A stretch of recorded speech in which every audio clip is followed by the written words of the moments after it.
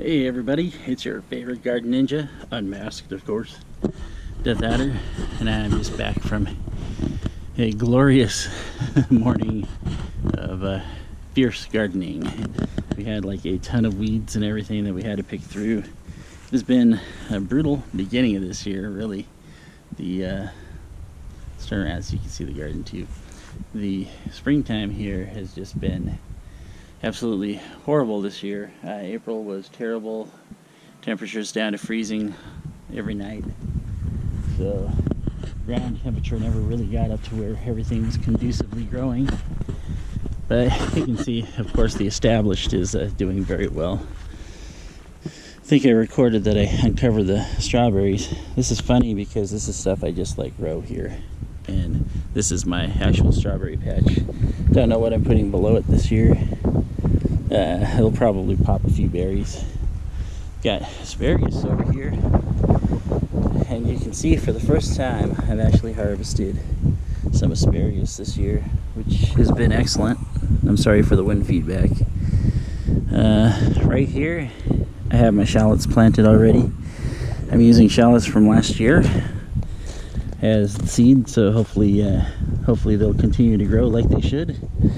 I'm going to keep everything nice and weeded. I cleaned this out today, which was just full of weeds. I'll show you what they looked like. I mean, you can see all this stuff that's just torn out, strewn about, dying and drying like a bad weed should. This one here, where everything was down there, I moved up here just so I could tear this one out too. So we've already got stuff growing. We don't have stuff growing besides our raspberries, black raspberry, strawberries, the berries of course. But we got down here, these are zucchini. Are those a cantaloupe? Yeah, it's one or the other. And then the other one's right there within those hills. We've got, let's see here, I think garlic's on this side, which I did use bulbs, little teeny tiny bulbs for mine, because I've always found that the smallest generally grow quite large, especially in the form of potatoes. And I forgot what I planted up here. I'm going to have to go back and take a look just to make sure. But that's what happens when you don't get a lot of time to jump out and do it. And this is all leeks this year. I decided to forego the potatoes. They were alright, but yeah, let's just say potatoes are cheap, leeks aren't. That area is very deep. The ground goes all the way down, as you can see. I'm going to need to rebuild that sometime in the future. Probably not this year, but maybe next year. But that's all leeks this year, so that's good. Now, take a look at this is the kind of bastard stuff I have to put up with right here. This was my dahlia patch last year. I haven't even got the dahlias in the ground, which I'm going to have to do soon if I'm going to have them grow. But raspberries climbed up the hill to take over. These things are vicious little brutes, but as you can see, every single one of them budding, new leaves. Already chopped them down quite a bit. That's what I forgot to do. I still need to wire them up. I need to rewire them, and you can see already we got little blossoms already forming on our raspberries. Crazy, huh?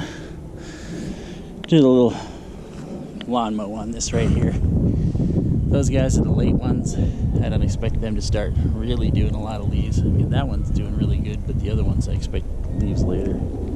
I did a little chop on this rung here because that's our picking rung, pretty much. We got the raspberries up. You can see we got one blueberry that's doing awesome.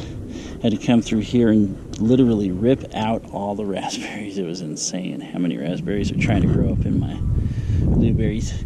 This one's doing a little bit less, but I think that what it is this one flowers a lot. See, because we already got little things growing there.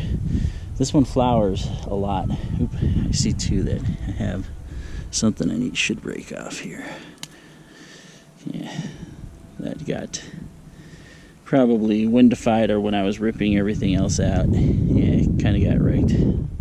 Darn, that's bad because it'll stunt the growth on the blueberry a little bit this year. It already had a little bit because I kept the cover over winter on it, the nets, because I didn't want the deer eating it. But it looks like they don't eat the new shoots. I think they only come and eat the berries when the berries grow. Black raspberry being a big jerk. He's gonna get I'm gonna get a cage up to about right here, probably 4 to 6 footer to put around him. Then I'll probably have to slice it open and knit it back together because he's growing all the way into those ones. And yeah, I don't really want that.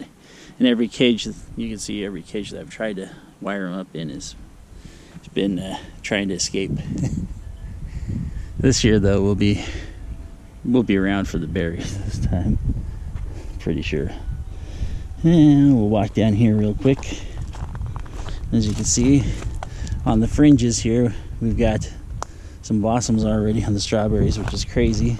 And even on the ones that I left them out here because I figured, well, you know, if they want to grow, they can grow, and if the deer want to eat them, well, you know, the deer can eat them. But I think I didn't leave enough open for them, so they decided to go to greener pastures.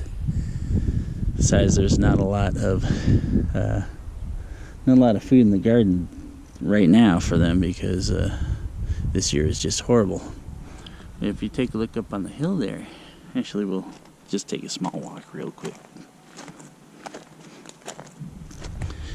The cherry trees have already done their thing this year, did their blossoms. That's when I started really getting out and doing some work because they're the ones that tell you to start planting. As you can see, the Japanese maple that got struck by lightning the first year, I don't even think it was in a month before it happened. And I mean, it hit the other cherry tree too. That's why this one's a little wonky, because it's so we got some dandelions going on here. I'm gonna run up this side probably with some of my special natural nuke and take care of that. You can see they're not supposed to cherry, but look at all the little cherries on it. You can still see the scar from the lightning though, where it got indirectly hit. This thing totally got fried, but time and love comes back. I guess, you know, now that it's looking so nice now, I don't think I need to train it up and around unless the wind keeps doing stuff like that. In this case, that's exactly what we're gonna do. Wind's picked up a little more, but it's been a good day. I put a couple hours in today just trying to get stuff done. This stuff here is horrible. I'm not going to plant artichokes this year or anything up in that slot. Just one, because it's a pain to water, and two, because they didn't turn out as good as I was hoping that they would turn out. With everything else that flowers doing so well, you know. Anyway, this is dethaddr at the Death Shop. Hope you enjoyed. If you did, go ahead and do the stuff, you know. We'll catch you later. Everybody else out there, boy, I hope you have better growing conditions than I did this year, because getting April taken out is a big game changer. Because last year, if you remember, I was out here in March, I think, doing the rounds. So at least we got our long terms in, our onions, or I mean not onions, our shallots and garlic and leeks. Those are the biggies, and getting those cantaloupes and zucchini in the ground as well. Oh, I think I have peas over there. I think that was the other one that's on the top rung. I remember now. Yeah, I wanted those out because, yeah, despite everybody moving into my neighborhood and having only one real open spot left, and having some dude up the road who likes cars that fart, we still get the quail running through our yard. So that's the reason why we still have clover. That's the reason why we'll still let the grass grow up top a little bit longer than down below, because I want to make sure they got a place to hide and something to eat. Anyway, I've rambled on long enough. You guys have a good night, and we'll see you some other time. Catch you later.